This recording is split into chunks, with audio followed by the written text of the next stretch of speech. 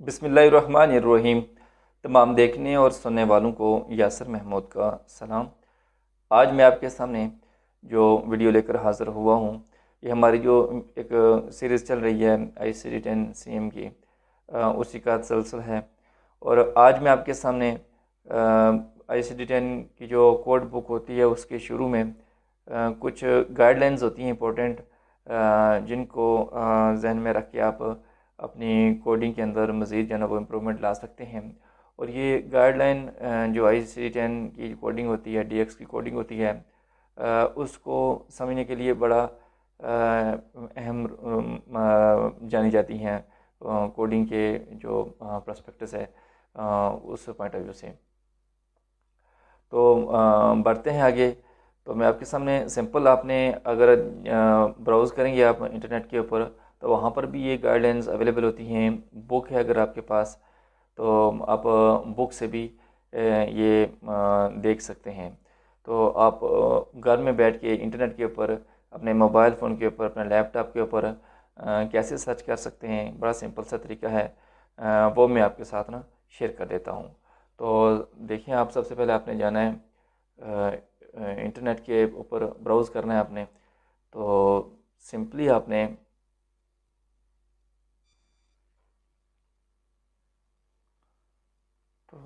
आपने लिखना है ICD-10 CM गाइडलाइन। तो यहाँ पे जब आप लिखेंगे, तो नीचे आपको जो ऑथेंटिक सोर्स है वो CMS की वेबसाइट के ऊपर मिलेगा। CMS stands for centres for Medicare and Medicaid services, authentic source है। और यही US के अंदर एक्सेप्टेबल है ऑथेंटिक सोर्स के तौर पे। तो जहाँ पे आप जाके क्लिक करें, मैं आपको 2024 की जो अपडेटेड गाइडलाइन है वो आपके साथ शेयर करता हूँ मैं। आप ऐसे सर्च करें ICD-10 CM गाइडलाइंस 2024, आप इस पे जाएं और यहाँ पे ये सिंपल लिखा हुआ है, यहाँ पे क्लिक करें आपको, तो ऑटोमेटिकली वो गाइडलाइन सारी आपके सामने खुल के आ जाएंगी। तो यहाँ पे आप देख सकते हैं कि वाज़े लिखा हुआ है कि जो अपडेट हुई है 1 अक्टूबर 2023 को हुई है, यानी अभी 7 दिन पहले ये अपडेट हुई है। आज 7 अक्टूबर है। तो जो अपडेट्स आई हैं उसके बारे में आप वाज़े पढ़ सकते हैं कि बोल्ड टेक्स्ट के अंदर ना जो चेंजिंग्स आई हैं, narrative changes appear in the bold text, ये आई हैं। और जो 2023 की गाइडलाइंस थी, ठीक है, और आगे मूव हो रही हैं, तो उनको अंडरलाइन करके, तो इटैलिक वर्ड के अंदर जो है ना वो उनको इटैलिक वर्डिंग लिखा हुआ है इसके अंदर इंडिकेट किया गया है। तो सिंपल ये गाइडलाइन जो है ये आपको मिल जाती है वेबसाइट के ऊपर, इंटरनेट के ऊपर। तो 120 पेजेस की ये गाइडलाइन है। तो इसको थोड़ा सा बैठ के पढ़ेंगे आपको, तो आपको काफ़ी बेसिक इन्फॉर्मेशन जो है ना वो यहाँ से मिल सकती है। ये कुछ चीज़ें हैं बुनियादी जो उसके बारे में बताई गई हैं ACD के बारे में। तो नीचे जब आएंगे तो ऑटोमेटिकली आपको इसका कुछ इस तरह से मिलेगा।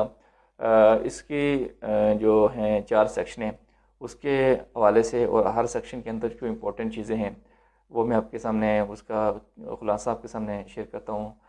तो जो सेक्शन 1 है, यानी ICD-10 CM official guidelines and coding reporting, तो उसकी जो सेक्शन 1 है, उसके अंदर conventions, general coding guidance and chapter specific guidelines, ये इसके अंदर शामिल होती हैं। अब कन्वेंशंस क्या होते हैं, इनकी अपनी एक अहमियत है। ये किसी आने वाली वीडियो के अंदर में आपके सामने जो इम्पोर्टेंट कन्वेंशंस हैं, जो मोस्टली यूज़ होती हैं, ज़्यादा नहीं है, 19 कन्वेंशंस हैं, ये मोस्टली यूज़ होते हैं। इनके बारे में मैं आपके सामने डिस्कस करूँगा। तो सबसे पहले जो इसका सेक्शन 1 के अंदर जो फर्दर ये आता है, उसके जो कन्वेंशन फॉर ICD-10 CM के हवाले से ये आती है। अब वो 19 कन्वेंशन ये आप देख सकते हैं, 19, तो ये आपको एंड तक ये सारी मिलेंगी।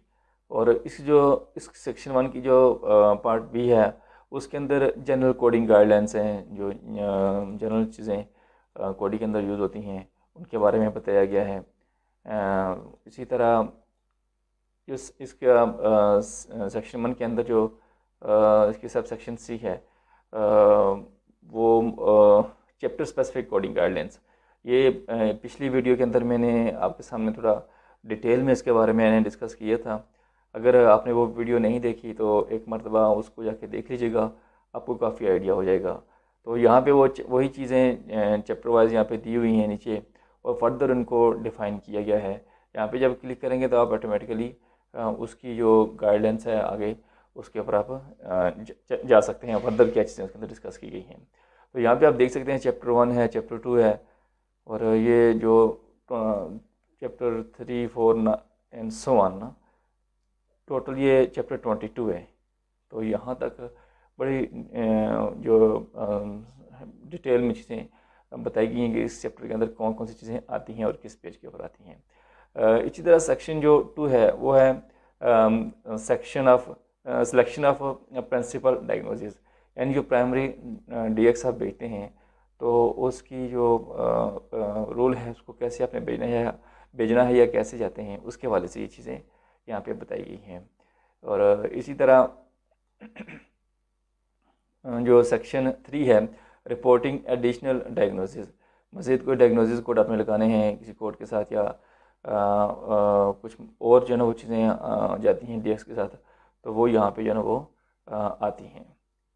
इसी तरह मज़ीद अगर देखें तो सेक्शन 4 जो है उसके अंदर diagnostic coding and reporting guidelines for out patient services, out patient services के हवाले से जो कोड जाते हैं और उनकी जो कोडिंग होती है उसकी डीएक्स की, तो उसके बारे में ये फर्दर बताया गया है। तो इसके अंदर फर्दर चीज़ें आती हैं, सर्जरी, आउट पेशेंट और ऑब्जर्वेशन, और भी काफ़ी डिटेल में चीज़ें आती हैं। तो इन शॉर्ट ये कि 120 पेजेस को आप अगर एक मरतबा गौर से पढ़ेंगे तो आपको जो कोडिंग की कुछ बेसिक इन्फॉर्मेशन है कोड लगाने के हवाले से, उसकी गाइडलाइन है, वो आपको जो है ना वो मिलेगी। तो उम्मीद करता हूँ कि आज की ये वीडियो आपके लिए काफ़ी हेल्पफुल साबित होगी। मज़ीद अगर कोई आप मशवरा देना चाहें, कोई सजेशन देना चाहें तो कमेंट सेक्शन के अंदर आप उसको मेंशन कर सकते हैं। मैं ये अपलोड जो है ये कर दूंगा नीचे सेक्शन के अंदर, आप वहाँ से इसको डाउनलोड भी कर सकते हैं, लिंक भी तो दे दूंगा, वहाँ से भी आप ले सकते हैं। और फर्दर आप अगर खुद भी सर्च करना चाहें इंटरनेट के ऊपर तो ख़ुद भी ये कर सकते हैं। अल्लाह ताला हम सबका हामी नासर हो। अपनी दुआ में याद रखिएगा। अल्लाह हाफिज़।